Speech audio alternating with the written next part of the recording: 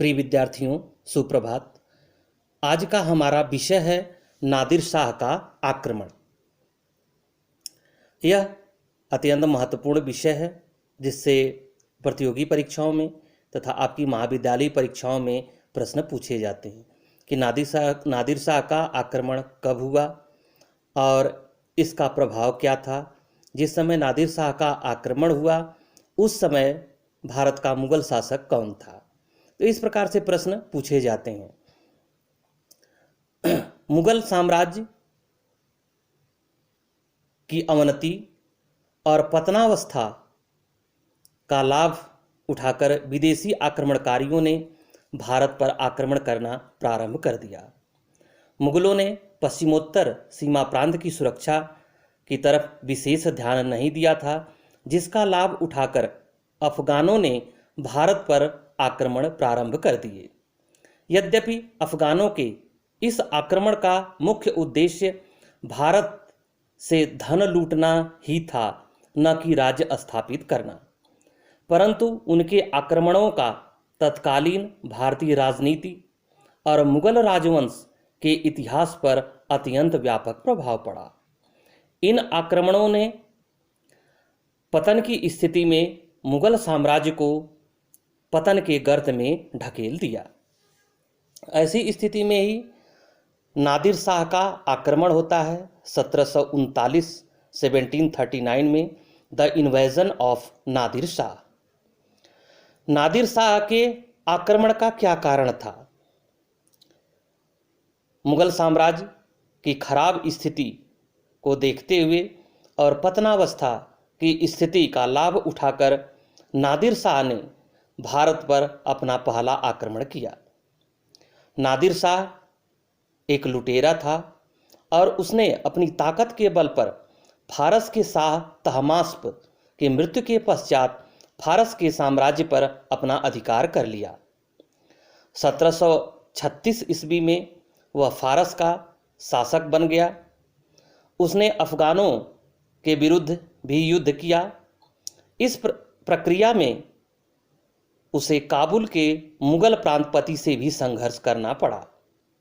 उसने कंधार पर विजय प्राप्त की और अब जैसे ही उसे कंधार पर विजय मिली, उसने अपना सारा ध्यान भारत की ओर लगा दिया। नादिर शाह द्वारा भारत पर आक्रमण करने के अनेक कारण थे। जिन कारणों से प्रेरित होकर के नादिर शाह ने भारत पर आक्रमण किया वे निम्नलिखित कारण हैं। पहला कारण है नादिर शाह का अत्यंत महत्वाकांक्षी होना। उसकी महत्वाकांक्षाएं अत्यधिक थीं और वह अपनी शासन सत्ता का विस्तार भारत में करना चाहता था। दूसरा महत्वपूर्ण पॉइंट है भारत में राजनीतिक एकता का अभाव। 1739 ईस्वी में भारत में राजनीतिक एकता का अभाव था, केंद्रीय सत्ता का अभाव था और क्षेत्रीय शक्तियां अपना विस्तार करने में लगी हुई थीं। अतः यह कहा जा सकता है कि भारत में राजनीतिक विशृंखलता की स्थिति थी, राजनीतिक एकता का अभाव था, जिसके कारण अहमद शाह अब्दाली ने अपना आक्रमण किया। पंजाब राजपूताना में अशांति थी और मराठे अपना साम्राज्य विस्तार करने में लगे थे। मुगल साम्राज्य की स्थिति अत्यंत खराब थी, अर्थात केंद्रीय सत्ता का अभाव था। मुगल सम्राट का कमजोर होना, साम्राज्य के विभिन्न भागों में क्षेत्रीय शक्तियां अपनी स्वतंत्रता के लिए संघर्ष कर रही थीं। मुगल साम्राज्य का प्रशासन नष्ट हो चुका था और सम्राट का किसी भी प्रकार से नियंत्रण नहीं था। अर्थात कह सकते हैं कि चारों तरफ अराजकता और अशांति का वातावरण था। मुगल दरबार गुटबाजी का केंद्र बन चुका था। ईरानी तुरानी दल आपस में संघर्ष कर रहे थे। कभी ईरानी हावी हो जाते तो कभी तुरानी दल के लोग हावी हो जाते। तो दरबारी षड्यंत्र ने भी मुगल नादिर शाह के आक्रमण को प्रेरित किया। दुर्भाग्यवश मुगल बादशाह मुहम्मद शाह इस स्थिति पर नियंत्रण पाने में असफल रहा। नादिर शाह ने इस स्थिति का लाभ उठाकर भारत पर आक्रमण कर दिया, लेकिन नादिर शाह के भी आक्रमण का मुख्य उद्देश्य यही था कि भारत से अधिक धन प्राप्त करना। क्यों? क्योंकि भारत सोने की चिड़िया कहा जाता था। जब भारत सोने की चिड़िया था तो भारत के धन वैभव और उसके ऐश्वर्य से सभी लोग परिचित थे। तो नादिर शाह का भी मुख्य उद्देश्य था भारत से अधिक धन प्राप्त करना। इस कारण नादिर शाह ने भारत पर आक्रमण किया। उसकी योजना को सीमांत प्रदेशों की असुरक्षा से भी बल मिला। नादिर शाह के आक्रमण का तात्कालिक कारण था मुगलों द्वारा फारस के साथ राजनीतिक संबंधों का विच्छेद कर लेना, क्योंकि मुगल और ईरानियों के बीच लंबे समय से कूटनीतिक संबंध थे और दोनों अपने अपने राजदूतों का आदान प्रदान करते थे। लेकिन जैसे ही 1736 ईस्वी में नादिर शाह फारस की गद्दी पर बैठा तो मुगल सम्राट ने वहाँ से अपना राजनीतिक संबंध विच्छेद कर लिया। नादिर शाह ने मोहम्मद शाह के पास अपना दूत भेजा और उसे अफगानों की सहायता नहीं करने का निवेदन किया, परंतु मोहम्मद शाह ने नादिर शाह की बातों की अवहेलना की, जिससे नाराज होकर के नादिर शाह ने भारत पर आक्रमण कर दिया। नादिर शाह ने 1738 में अपना भारत अभियान प्रारंभ किया। उसने काबुल पर अधिकार कर लिया और काबुल से उसने एक दूत दिल्ली भेजा, परंतु मार्ग में ही नादिर शाह के राजदूत की हत्या कर दी गई। इससे नाराज होकर के वह तेजी से आगे बढ़ा। जलालाबाद पर अधिकार करता हुआ, निर्दोष लोगों की हत्या करता हुआ वह लाहौर पहुंच गया। पंजाब के सूबेदार जकारिया खान, जिस समय नादिर शाह ने पंजाब पर आक्रमण किया उस समय मुगल सूबेदार जकारिया खान था, ने अपने आप को असहाय पाकर नादिर शाह के समक्ष आत्मसमर्पण कर दिया। न क्योंकि जकारिया खान को दिल्ली दरबार से कोई सहायता नहीं मिल पाई। नादिर शाह ने पूरे पंजाब पर अधिकार कर लिया। पंजाब पर अधिकार करने के पश्चात नादिर शाह ने दिल्ली पर आक्रमण की योजना बनाई और जैसे ही नादिर शाह ने पंजाब पर अधिकार कर लिया तब जाकर के मुगल बादशाह नींद से जागा और एक सेना लेकर नादिर शाह को रोकने के लिए पंजाब की ओर बढ़ा। लेकिन करनाल के निकट फरवरी 1739 ईस्वी में नादिर शाह और मोहम्मद शाह की सेना के बीच युद्ध हुआ, जिसमें मोहम्मद शाह बुरी तरह पराजित हुआ और वह संधि करने के लिए नादिर शाह के पास गया। नादिर शाह ने उसे अपनी अधीनता में स्वीकार किया और धन वसूल करने के लिए उसके साथ दिल्ली पहुंच गया। मुगल बादशाह मुहम्मद शाह ने दिल्ली में एक भव्य दरबार में नादिर शाह का भव्य स्वागत किया। उसे लाल किला के दीवान ए खास में ठहराया गया। अब यहाँ पे ध्यान रखना कि लाल किले का निर्माण, यानी जो दिल्ली का लाल किला है, उसका निर्माण शाहजहां ने करवाया था। बादशाह स्वयं उसकी खिदमत में दिन रात लगा रहा। इसी बीच शहर में यह अफवाह फैल गई कि नादिर के दिल्ली आने के पूर्व ही शहर में अशांति, अफवाह का माहौल बन गया और यह भी अफवाह हो गई कि नादिर शाह की मृत्यु हो गई, जिसके परिणाम स्वरूप ईरानी सैनिकों और नागरिकों में झड़प हो गई, जिसमें कुछ ईरानी सैनिक मारे गए।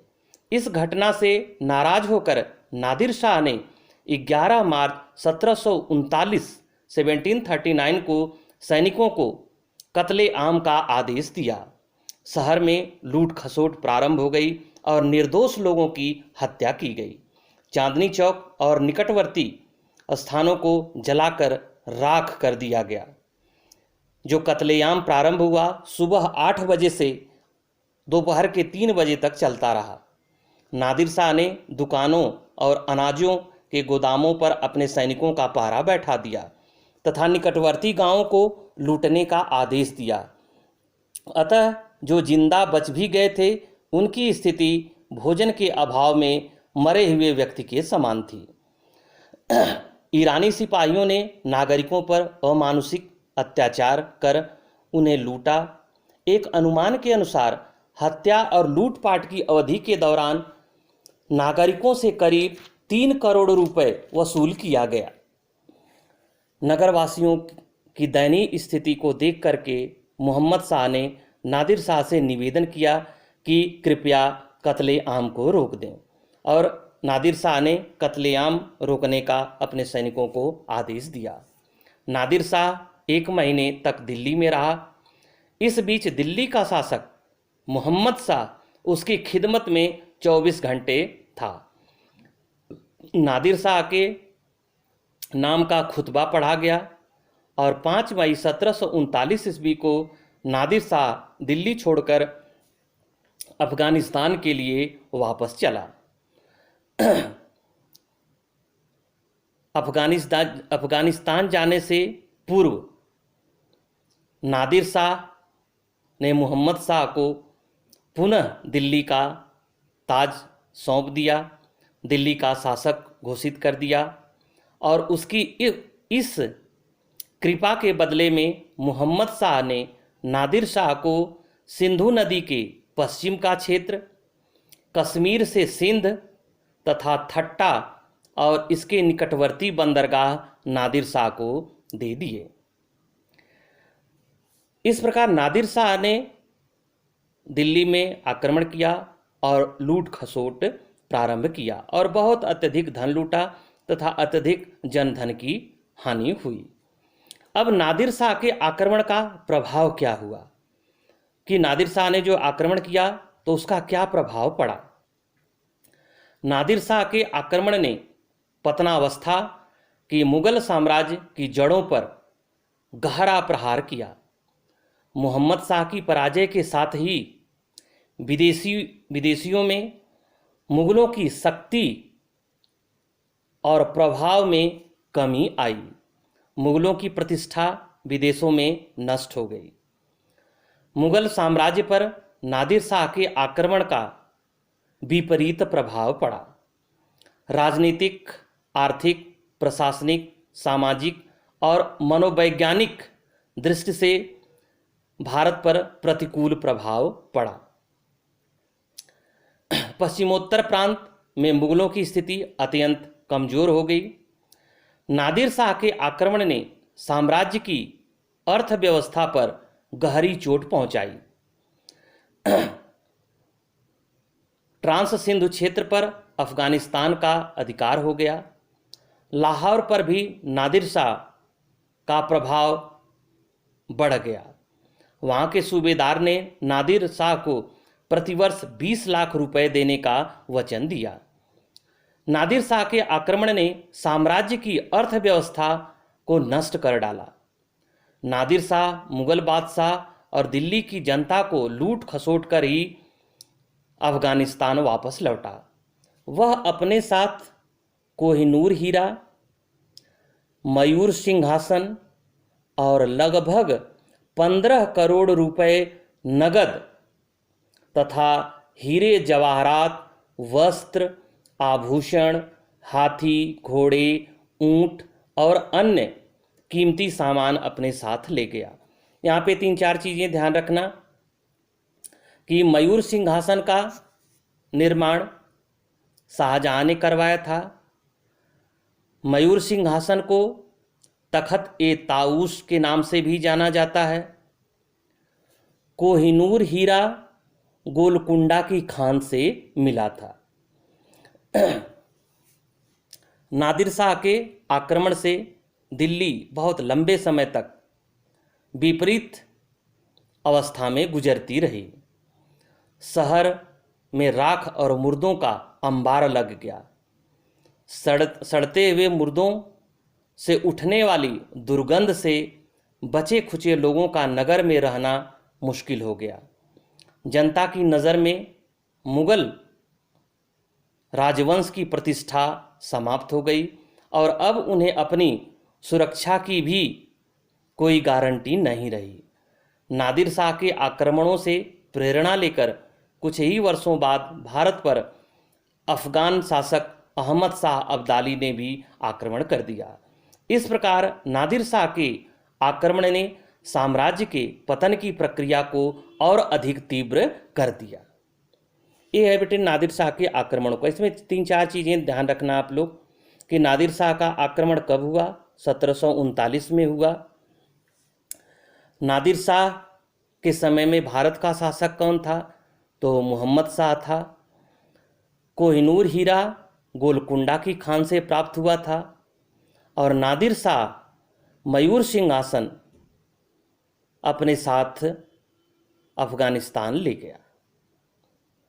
ये 5-6 फैक्चुअल चीज़ें हैं और विश्लेषणात्मक में आप इसके आक्रमण का स्वरूप और इसका प्रभाव, इसको ध्यान रखना। Thank you.